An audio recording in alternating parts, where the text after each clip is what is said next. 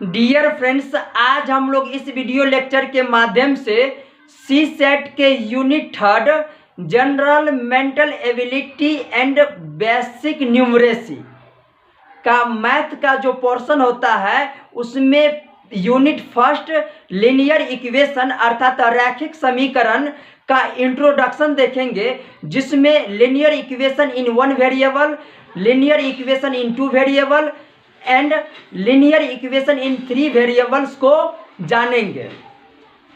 तो सबसे पहले यहाँ पे कुछ बेसिक टर्म को जान लेते हैं जो कि 9th 10th में भी पढ़ना पड़ता है, और इस वीडियो को 9th 10th का स्टूडेंट भी अगर देखेगा तो आसानी से समझ जाएगा।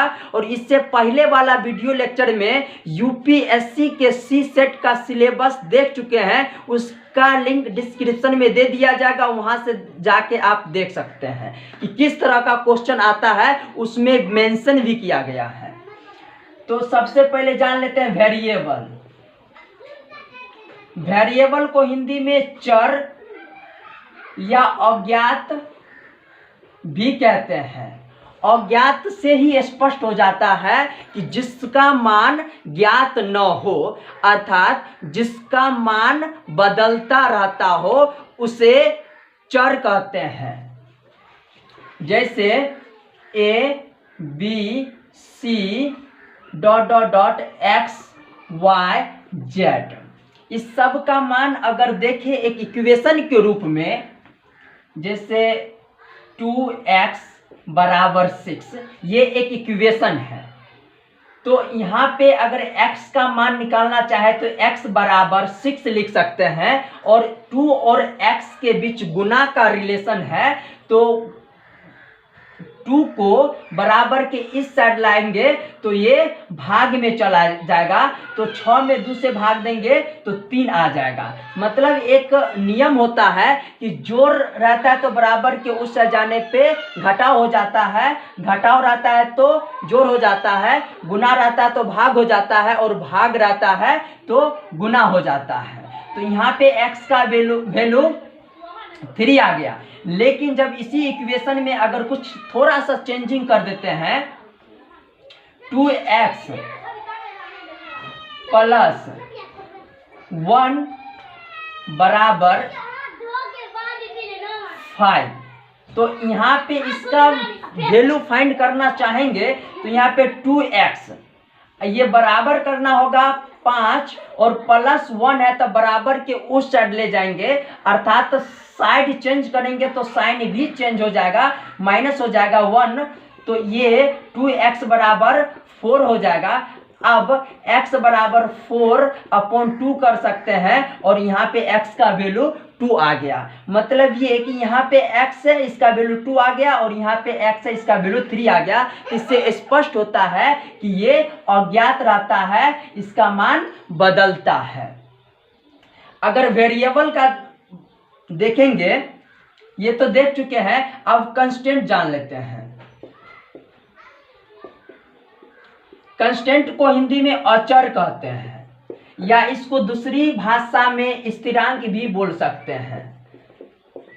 स्थिरांक से स्पष्ट हो जाता है कि इसका मान स्थिर होगा, और अचर मतलब यहाँ पे और लग गया है तो इसका मान नहीं बदलने वाला है। जैसे यहाँ पे कोई भी नंबर लिख सकते हैं, तो इसका मान कभी भी नहीं बदलता है, चाहे जहां पे भी जिस भी स्थान पे रखेंगे उतना ही रहेगा। उसके बाद जानते हैं linear equation in 1 variable. Linear equation in 1 variable, अर्थात एक चर वाले रैखिक समीकरण। एक चर वाले रैखिक समीकरण का सबसे व्यापक रूप अर्थात सामान्य रूप या standard form ax plus b यहाँ पे ax बराबर b हो जाएगा। यहाँ पे ax प्लस b बराबर 0 हो जाएगा। और यहाँ पे एक सिचुएशन रहता है कि a नॉट इक्वल टू 0 होना चाहिए। मतलब अगर a का वैल्यू 0 हो जाएगा तो ये पूरे टर्म 0 हो जाएगा, जिससे इसका कोई अर्थ नहीं रह पाएगा। और अगर a 0 नहीं होगा तो क्या हो सकता है, यहाँ पे a और b रियल नंबर हो सकता है। रियल नंबर का डिफिनेशन होता है परिमेय और अपरिमेय संख्या के समूह को रियल नंबर अर्थात वास्तविक संख्या कहते हैं। ये बात को याद रखेंगे। अब आते हैं linear equation in two variables, अर्थात दो चर वाले रैखिक समीकरण। मतलब जितना भी वेरिएबल वाला लेंगे उसमें उतना ही अधिकतम चर होगा। यहाँ पे 1 वेरिएबल लिए थे तो यहाँ पे एक चर है, और यहाँ पे 2 वेरिएबल लिए हैं। इसका सबसे पहले इसका सामान्य रूप देख लेते हैं। इसका सामान्य रूप होता है ax plus by plus c बराबर 0। यहाँ पे भी ये कंडीशन लागू होता है कि a नॉट इक्वल टू 0 होना चाहिए, मतलब a b और c स्थिरांक होना चाहिए, मतलब कांस्टेंट होना चाहिए। तो यहाँ पे अगर एक एग्जांपल ले इसका, तो ले सकते हैं 2x प्लस 1y प्लस 5 बराबर 0। तो यहाँ पे बोल सकते हैं कि a बराबर 2, क्योंकि x का गुणांक 2 है, और यहाँ पे b बराबर लिख सकते हैं 1, क्योंकि यहाँ पे y का गुणांक 1 है। हालांकि यहाँ पे 1 नहीं भी लिखते तो चलता, जो भी वेरिएबल आता है वह एक के साथ आता है। और यहाँ पे c बराबर 5 हो जाएगा। तो ये 2 वेरिएबल हो जाएगा। अगर हमको 2 वेरिएबल का वैल्यू फाइंड करना होगा x और y का, तो वो भी एक समीकरण देख सकते हैं। मतलब ये कि इसको फर्स्ट मान लेते हैं और एक समीकरण सेकंड देख लेते हैं। यहीं पे लिख लेते हैं 2, यहाँ पे एक दूसरा मान लेते हैं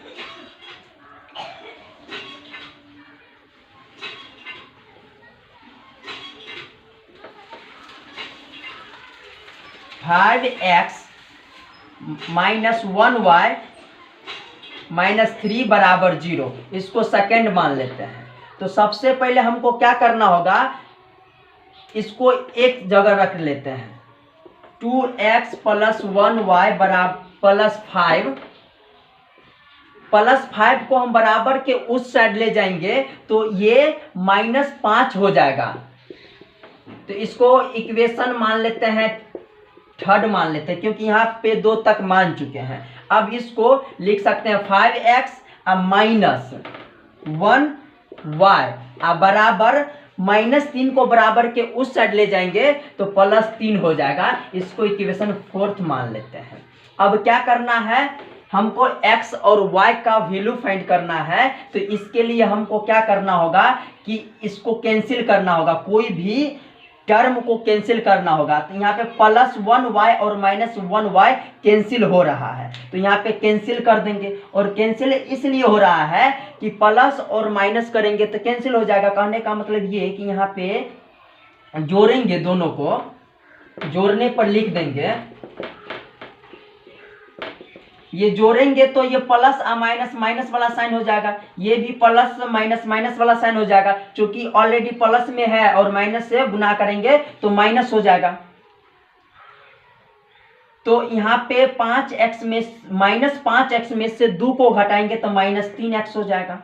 अब बराबर -3 में से -5 को करेंगे तो माइनस माइनस माइनस ही हो जाएगा, लेकिन दोनों जुड़ जाएगा तो ये 8 हो जाएगा। तो यहाँ पे हम लिख सकते हैं माइनस और माइनस कैंसिल कर सकते हैं और x बराबर 3 यहाँ पे लिख सकते हैं 8/3 लिख सकते हैं। तो यहाँ पे x का वैल्यू अगर समीकरण फर्स्ट या सेकंड में रखेंगे तो y का वैल्यू भी फाइंड हो जाएगा। तो यहाँ पे x का मान समीकरण रख लेते हैं, किसी में फर्स्ट या सेकंड में रख लेते हैं। x का मान समीकरण फर्स्ट में रखने पर, तो समीकरण फर्स्ट ये है 2x + 1y + 5 = 0। तो यहाँ पे x का मान निकला था, तो 2 गुने 8/3 + 1y, और यहाँ पे +5 को बराबर के उस साइड ले जाएंगे तो -5 हो जाएगा, और यहाँ पे दोनों को गुना करेंगे तो 16/3 हो जाएगा, +1y = -5। अब इसको आगे बढ़ाएंगे तो कर सकते हैं, इसको बराबर के उस साइड ले जा सकते हैं। तो यहाँ पे 1y हो जाएगा, या 1y को सिर्फ y भी लिख सकते हैं, और ये -5 है, और बराबर के उस साइड ले जाएंगे तो ये भी प्लस है तो माइनस में चलाएगा, 16/3 हो जाएगा। अब इसको आगे बढ़ाएंगे तो यहाँ पे 1 डाल सकते हैं, और 1 और 3 का एलसीएम 3 होता है, तो 3 और इसमें 5 या 15 कर सकते हैं, माइनस में हो जाएगा, और यहाँ पे भी माइनस हो जाएगा। 3 में 3 से भाग देंगे 1 होगा, और 1 के 16 से गुना करेंगे तो 16 हो जाएगा। तो यहाँ पे -31 हो जाएगा, क्योंकि माइनस और माइनस माइनस ही होता है, लेकिन जुड़ जाता है दोनों में, तो ये इतना हो जाएगा। तो अब ये इतना आंसर x और y आ चुका है इस समीकरण का, फर्स्ट और सेकेंड का। तो ये सही है या गलत, ये चेक करने के लिए समीकरण फर्स्ट x और y का मान समीकरण किसी में भी डाल के पता कर सकते हैं, इसमें ही डाल के पता कर सकते हैं। इसमें डालने के लिए इसको मिटाना होगा। Solve this 2x + 3y = 7। इसको इक्वेशन फर्स्ट मान लेते हैं। 3x + 2y = 8, इसको इक्वेशन सेकंड मान लेते हैं, और इसमें x और y का वैल्यू फाइंड करना है। तो इसके लिए हमको समीकरण फर्स्ट को y के गुणांक या x के गुणांक से गुना करना होगा। तो जो भी आपको सुविधा लगे उससे गुना कर लेते हैं। यहाँ पे y के गुणांक 2 से गुना करते हैं, तो ध्यान रहे जिसके गुणांक से नीचे में गुना करेंगे उसी के गुणांक से ऊपर वाला को नीचे गुना करेंगे। तो यहाँ पे y के गुणांक को 3 से गुना करेंगे, तो 2 को 2 से गुना करेंगे तो हो जाएगा यहाँ पे 4x, + 3 को 2 से गुना करेंगे तो 6y, = 7 दूना 14। इसको इक्वेशन थर्ड मान लेते हैं। और 3 तिया 9x, + 3 दूना 6y, = 24 हो जाएगा। ये इक्वेशन फोर्थ मान लेते हैं। अब ये दोनों को घटाएंगे तो कैंसिल हो जाएगा, तो यहाँ पे लिख देंगे माइनस, यहाँ पे भी माइनस और यहाँ पे भी माइनस। -9x में से 4 को घटाएंगे तो -5x हो जाएगा, अब बराबर -24 में -24 में से घटाएंगे 14 को तो -10 हो जाएगा। तो यहाँ पे -5 दूना -10 हो जाएगा, तो ये x = 2 हो गया। अब x का मान इक्वेशन फर्स्ट में रखने पर,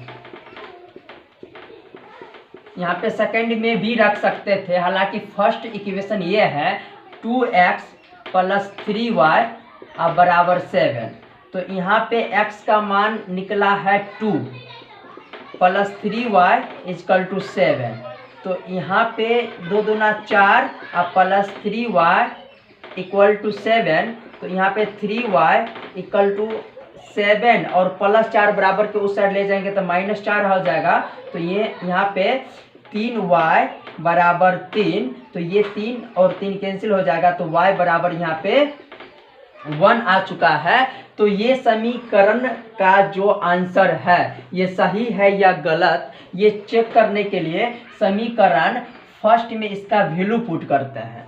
अगर यहाँ पे 2x है तो यहाँ पे रफ कर सकते हैं 2i × 2 + 3, और यहाँ पे y का मान 1 आया है तो 1 रख देंगे, अब बराबर में 7 आना चाहिए। तो कैलकुलेशन करते हैं तो 2 दूना 4 + 3 = 7, मतलब ये 7 और = 7। ये एच हुआ, ये आर एच एस हुआ, ये दोनों बराबर है, इसलिए प्रूव्ड हो चुका है। अब बात रह गया समीकरण सेकंड का, तो इसमें भी रख के देख लेते हैं 3 और x का मान यहाँ पे 2 निकाले हैं, यहाँ पे 2 निकाले हैं, तो ये 2 हो जाएगा। अब प्लस यहाँ पे 2 और y का मान यहाँ पे 1 निकला है बराबर 8, तो यहाँ पे 8 आना चाहिए, तो 3 दूना 6 और प्लस 2 बराबर 8, ये भी 8 आ गया और ये ऑलरेडी 8 आया हुआ ही है। तो LHS बराबर RHS प्रूव्ड बोल सकते हैं। अब जानेंगे लीनियर इक्वेशन इन 3 वेरिएबल्स। अब 3 चर वाला रैखिक समीकरण में x, y और z का वैल्यू फाइंड करना सीखेंगे। ये थोड़ा ध्यान से देखेंगे। पहले समीकरण फर्स्ट और सेकंड पर विचार करते हैं। तो फर्स्ट और समीकरण सेकंड ये रहा, ये दोनों में समीकरण सेकंड वाला z के गुणांक को फर्स्ट से गुना कर देते हैं समीकरण में। उसके बाद z को के गुणांक 1 है और 1 को समीकरण सेकंड से गुना करेंगे तो प्रोडक्ट इतना ही आएगा, तो कोई फर्क नहीं पड़ रहा है। तो इसको अगर गुना करते हैं तो लिख सकते हैं 3 दूना 6x plus 3y plus 3z बराबर 7 या 21। इसको मान सकते हैं समीकरण फोर्थ। अब समीकरण फोर्थ में से समीकरण 2 को घटाएंगे,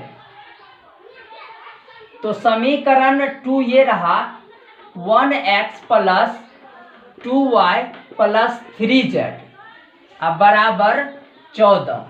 इसको समीकरण सेकंड लिख लेते हैं जैसा कि दिया गया है। अब यहाँ से 3z और 3z अगर घटाएंगे, यहाँ पे लिख देंगे घटाने पर, तो ये कैंसिल हो जाएगा। तो यहाँ पे भी घटा का साइन दे देंगे और इसका ऑपरेशन करेंगे तो 6x में से 1 x घटेगा तो 5x और ये हो जाएगा प्लस y इक्वल टू ये हो जाएगा 7। इसको मान लेते हैं समीकरण फिफ्थ। अब काम करते हैं समीकरण सेकंड और थर्ड का। तो समीकरण सेकंड को 4 से गुना करते हैं क्योंकि z का गुणांक 4 है, और समीकरण सेकंड को z के गुणांक यानी कि 3 से गुना कर देते हैं। तो ये हो जाएगा 4x प्लस 4 दूना 8y प्लस 4 तिया 12z अब बराबर 14 चौका 56। ये समीकरण मान लेते हैं सिक्स्थ।